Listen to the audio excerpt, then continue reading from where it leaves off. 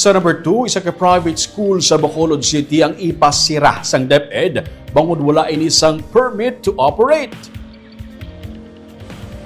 Mga 30 ka mga estudyante sang Leshem Christian School sa Bacolod City ang hindi makapadayon sa masunod nga grade level bangod natukiban nga wala sang permit to operate ang eskwelahan. May mga grade 6 students sa among eskwelahan nga magagraduate na kuntani apang bangod sa kakulang sang dokumento sa eskwelahan, hindi sila anay maka-enroll sa high school.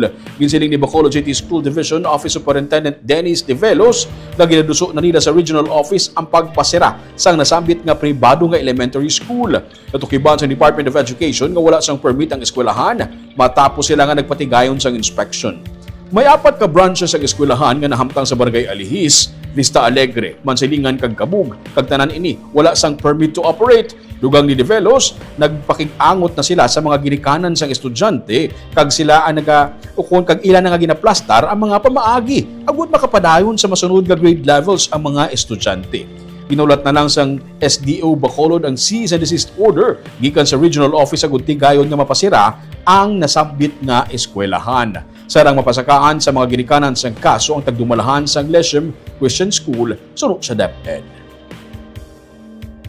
Tawagin sulatan, kinpa-explain as a matter of due process. And then we eventually found out na wala gid permit to operate. And next move, nag-recommend kami sa region for the closure of that school.